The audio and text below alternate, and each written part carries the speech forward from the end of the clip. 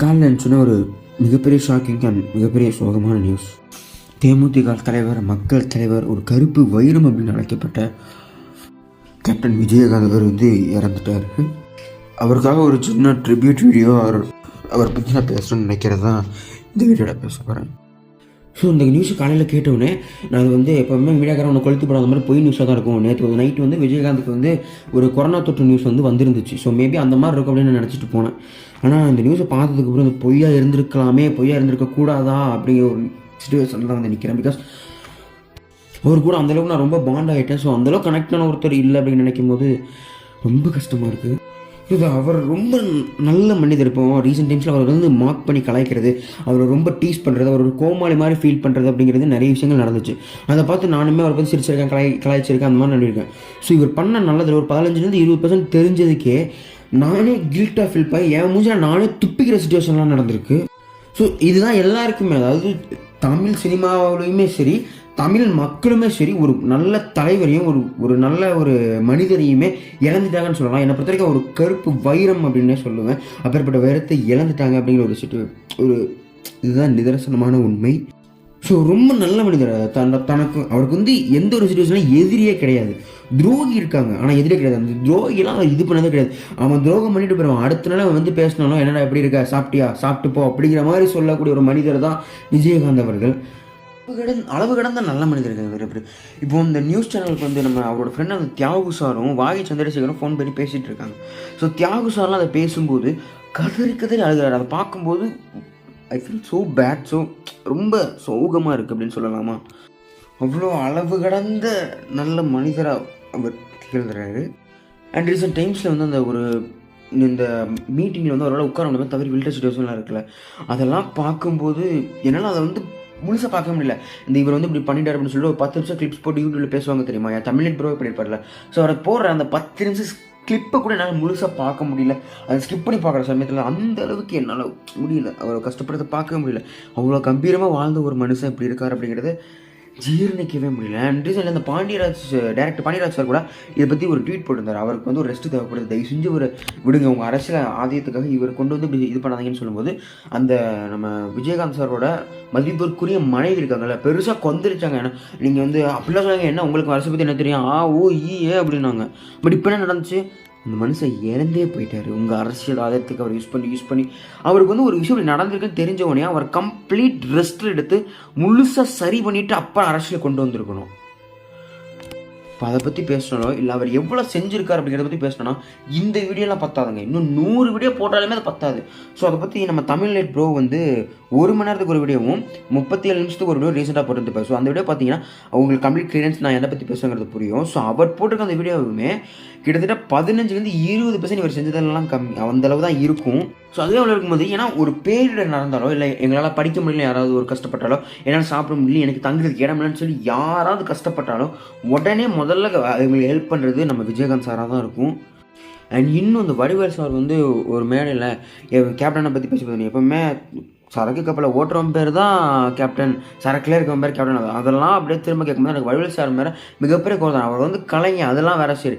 ஆனால் தன்னை வளர்த்துட்டு இவ்வளோ பெரிய துரோகம் பண்ணான்னு நினைக்கும் போது அது விஜயகாந்த் சாரே மன்னிச்சாலும் என்னால் சத்தியம் அதை ஏற்றுக்கவே முடியாது. நிறைய பேரால் அது ஏற்றுக்கவே முடியல. பிகாஸ் அவர் அந்த அளவுக்கு நல்லவர். அவர் பக்கம் எந்த ஒரு கெட்டதுமே இல்லை. அவருக்கு வடிவேல் சாருக்கே தெரியும் அவர் போய் தான் சொல்கிறான், அங்கே இருக்கிறவங்களுக்கும் தெரியும் அவர் போய் தான் சொல்கிறாரு அப்படின்னு. ஏன்னா விஜயகாந்த் சாரை விட மொடாகுடியெல்லாம் தமிழ் சினிமாவில் இருக்கத்தான் செய்கிறாங்க. விஜயகாந்த் சாரை தான் அவருக்கு அந்த நரம் புடைப்பு வந்துருச்சு. ஒரு ப்ரெஷரில் இந்த அரசியல் கட்சியெலாம் கொடுக்குற ப்ரெஷரில் தான் குடிக்க ஆரம்பித்தார். டே அண்ட் நைட் ஷூட் போகிறோம் அப்படின்ற மாதிரி ஓவர் ப்ரெஷரில் தான் குடிக்க ஆரம்பித்தார். மற்றவங்களாம் எந்த லெவலில் இருந்தாங்கன்னு சொல்லி நீங்கள் தமிழ்நெட் ப்ரோ ஒரு வீடியோ பார்த்துருந்தீங்கன்னா உங்களுக்கே புரிஞ்சிருக்கும். அண்ட் இந்த பழைய வீடியோஸில் இருக்கலாம், அதெல்லாம் பார்க்கும்போது எனக்கே என்ன தோணுச்சுன்னா, இவர் இவ்வளோ கஷ்டப்படுற, அதாவது கம்பீரமாக சிங்கம் மாதிரி வாழ்ந்த ஒரு மனுஷன் இன்னைக்கு உட்கார்றது கூட இன்னொருத்தர் ஒரு சப்போர்ட் தேவைப்படுது அப்படின்னு நினைக்கும்போது இவர் இவ்வளோ கஷ்டப்படுறதுக்கு ரெஸ்ட் இன் பீஸ் அப்படின்னு தான் நான் நினச்சிருந்தேன். ஸோ அதை என்னால் சொல்லக்கூட முடியல. பட் அப்படி தான் நான் நினச்சிருந்தேன். அமைதியாக ஒரு இடத்துக்கு கூட போயிடலாம், நிம்மதியாக ஹெவனுக்காவது போயிடலாம். இங்கேருந்து இவ்வளோ கஷ்டப்படுறதுக்கு நினச்சா இப்போ அது நடந்துருச்சு. ஆனால் அதை ஏற்றுக்க முடியலங்கிறத நிதர்சனமான உண்மையாகவும் இங்கே இருக்குது. அவர் வாழ்ந்தாலும் அவர் கஷ்டப்படுறதை நினச்சி நம்மளால் ஏற்றுக்க முடியல. அவர் இறந்துட்டாலும் அதை ஏற்றுக்க முடியல. ஸோ இப்போ அந்த தேமுதிகோட தலைவர் அலுவலகத்தில் அந்த தொண்டர்கள் அஞ்சலிக்காக போய் அவங்க அந்த கதறதை பார்க்கும்போது சரி, அவங்க ஃப்ரெண்ட்ஸ் ஃபோன் பண்ணி கதறதை பார்க்கும்போது சரி, என்னால் அது ஃபுல்லாக பார்க்கவே முடியல. லைக் இந்த நியூஸே கட் பண்ணி வச்சுட்டேன். அண்ட் இன்னொன்று நான் ஒரு கோரிக்கையை கூட வச்சுக்கிறாங்க, தயவு செஞ்சு இவரோட இறந்தது அரசியலை மட்டும் தயவு செஞ்சு யூஸ் பண்ணிடாதீங்கப்பா, தயவு செஞ்சு வேணாம், எங்களால் அதை ஏற்றுக்க முடியல. இந்த நியூஸ் சேனல்ஸ் ஏன்னா இவனுக்கு இன்னும் எத்தனை வாரம் அதை வச்சு ஓட் பண்ணாங்க, ஒரு வாரத்துக்கு கண்டிப்பாக இதை வச்சு தான் ஓட்டுவாங்க. ஏன்னா விஜயன் சாரோட வீட்டில் டெத் நடக்கும்போது என்னெல்லாம் அவங்க பண்ணாங்கிறது நான் சொல்ல வேண்டிய அவசியமே இல்லை. ஸோ இதுலேயும் சொல்கிறதுக்கு ஒன்றும் இல்லை, விட்டுருங்க. இவனுக்கு என்ன தான் செஞ்சாலும் இப்படி தான் சுற்ற போகிறானுங்க கண்டென்ட் கலைஞனுங்க. இல்லை இன்னுமே ஏற்றுக்க முடியல. அந்த மனுஷன் இறந்துட்டார். ஸோ கம்பீரமாக வாழ்ந்த ஒரு மனுஷன். நான் வந்து என் டிஎஸ்ஸையும் சரி என்னோடய ஃபீலிங்ஸையும் சரி கண்ட்ரோல் பண்ணி வச்சு தான் பேசிட்டு இருக்கேன். நான் அழுது ரொம்ப வருஷம் ஆச்சு. ஸோ திரும்ப அழுகக்கூடாதுடா அப்படிங்கிற ஒரு ஃபீலில் இருந்துகிட்டு இருக்கேன். பட் 2023 என்னையை ரொம்பவுமே சோதிச்சு, அது பர்சனலாகவும் சரி இந்த மாதிரி விஷயமாகவும் சரி. ஏன்னா ஏகப்பட்ட பேர் இறந்துட்டாங்க. ஏன்னா 2023 நம்ம ராமதாஸ் சாராக இருக்கட்டும், மயில்சாமி சாராக இருக்கட்டும், மனோபாலா சாராக இருக்கட்டும், அதெல்லாம் மிகப்பெரிய ஷாக்ஸ் எனக்கு. சரத்பாபு சார், போண்டாமணி சாராக இருக்கட்டும், அவரெல்லாம் ரீசெண்டாக தான் இறந்து போனார். இந்த மாதிரி நிறைய பேர் இந்த வருஷம் மட்டுமே இறந்துருக்காங்க. ஸோ என்ன சொல்லணும்னா இயர் பை 2021 விவேக் சார் இறந்ததுக்கப்புறம் இயர் பை இயராக நம்ம பார்த்த சந்தோஷமாக இருந்த காமெடியன்ஸ் எல்லாருமே இழந்துட்டு இருக்கோம். சிம்பிளாக சொன்னால் நம்ம சந்தோஷம் எல்லாமே ஒவ்வொன்றா இழந்துட்டு இருக்கிறது நம்ம கண்ணு முன்னாடியே தெரியுது. ஆனால் நம்மளால எதுவுமே பண்ண முடியலங்கிறது ஒரு கில்ட் ஃபீலாக தான் இருக்குது. ஏற்றுக்க முடியலனாலும் இன்னைக்கு காலையில் இப்படி நியூஸ் பார்த்ததும் இப்படி ஒரு விஷயமா அப்படிங்கிற மாதிரி நியூஸ் காலங்காத்தால் பாருங்கள் பிக்கஸ்ட் சேட் நியூஸ். என்னால் அதை ஏற்றுக்கவே முடியல. சிம்பிளாக சொல்லணும்னா தமிழக மக்களே இழந்த ஒரு மிகப்பெரிய தலைவர், அதாவது ஒரு நல்ல தலைவர் அவங்க இழந்துட்டாங்க, ஒரு நல்ல மனிதரை அவங்க இழந்துட்டாங்க. இவர் வந்து ஒரு கருப்பு வைரம். அவர் ஒழுங்காக அவங்க புரிஞ்சிக்கவும் இல்லை, யூஸ் பண்ணிக்கவும் இல்லை அப்படிங்கிறது தான் நிதர்சனமான உண்மை. உண்மையாக சொல்கிறாங்க. இவர் வந்து ஒழுங்காக இருந்திருந்தாருன்னா இப்போ இவர் தான் சிஎம்மாக இருந்திருப்பார். அவர் ஃப்ரெண்ட் ராவ் அதெல்லாம் ஒன்றா இருந்திருந்தாங்கன்னா இவர் தான் சிஎம்மாக இருந்திருந்தார். ஒருவேளை இவர் சிஎம்மாக இருந்திருந்தாருனா தமிழ்நாடு இன்றைக்கி இருக்கிற சிச்சுவேஷனே வேறு மாதிரி இருந்திருக்கும். இந்த நிறைய பேர் சொல்லுவாங்க, இந்த வெள்ளெல்லாம் வந்திருக்க சமயத்தில் விஜயகாந்த் இருந்திருந்தாருன்னா என்னெல்லாம் செஞ்சிருப்பா தெரியுமா, இறங்கி வள பார்த்துருப்பான்னு சொல்லுவாங்கல்ல. அவர் இருந்திருந்தாருன்னா அந்த வெள்ளம்லாம் வரதுக்கு முன்னக்கூட்டியே அதை வரவிடாத மாதிரி என்னென்னமா பண்ணியிருந்திருப்பாருப்பா. அந்த வெள்ளமே தடுத்து மக்கள் அதனால் பாதிக்கப்படாத மாதிரியே நிறைய விஷயங்கள் பண்ணியிருந்திருப்பார். ஸோ வந்திருந்தால் அதை பண்ணிப்பா இதை பண்ணிப்பான்னு நம்ம சொல்லலாம். ஆனால் நம்ம தான் வர விடலையே. ஸோ தமிழ் சினிமாலையும் சரி, தமிழ்நாட்டிலையுமே சரி, இந்தியாலையுமே சரி, விஜயகாந்த் மாதிரி ஒரு நல்ல மனிதரை நான் பார்த்ததில்லை, இனிமேல் பார்க்கவும் மாட்டேங்கிறது தான் உண்மை. அவர் மாதிரி ஒருத்தர்லாம் பிறந்து கூட வர முடியாது. அடுத்த சூப்பர் ஸ்டார் வரலாம், அடுத்த தளபதி வரலாம், அடுத்த தலை வரலாம். அடுத்த சினிமா ஃபீல்டில் நீங்கள் வச்சுருக்க புனைப்பேருக்கு யார் வேணாலும் வரலாம். ஆனால் இந்த கேப்டன் விஜயகாந்த் அப்படிங்கிற ஒரு மனிதனுக்கு நிகராக யாராலையும் வர முடியாது.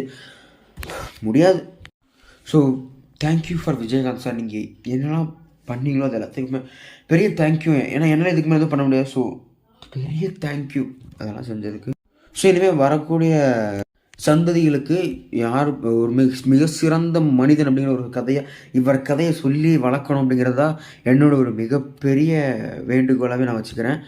இவரை தமிழ் சினிமாவும் சரி இந்தியாவுமே சரி மறந்துடவே கூடாது அப்படிங்கிறது என்னோட ஒரு வேண்டுகோள், இல்லை ஒரு ரெக்வஸ்ட், இல்லை என்னோட ஒரு மிகப்பெரிய ஆசை, பேராசைன்னு கூட வச்சுக்கோங்க. இவர் தமிழ்நாட்டில் இருக்கக்கூட யாருமே மறந்துடக்கூடாது. அதுதான் என்னோட மிகப்பெரிய பேராசை. அண்ட் ஃபைனலி விஜயகாந்த் சார் வந்து நீங்கள் செஞ்ச எதுவுமே ஈடாகாது, எதுவுமே ஈடு கொடுக்க முடியாது. ஒரு தேங்க்யூன்னு சொல்லி பிரித்து பார்க்காம குடும்பத்துக்குள்ளே ஒருத்தரை தான் பார்க்க விரும்புகிறோம்.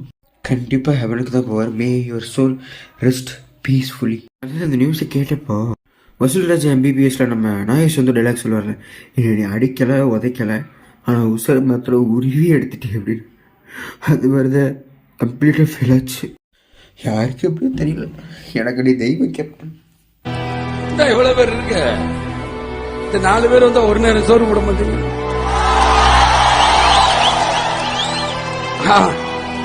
அதுலயே நம்மளுக்கு போதும், முடிஞ்சிடும். இத்தனை பேர் வீட்டுக்கு நான் போயிட்டு வரக்குள்ள முடிச்சேன்.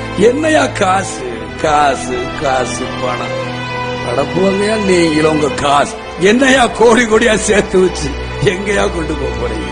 செத்தா கூட அருணா கூட அத்து விட்டுட்டு தான் உள்ளத்துக்கு கொண்டு போய் போதைக்கிறா. காசு கிடையாது, ஒண்ணும் கிடையாது.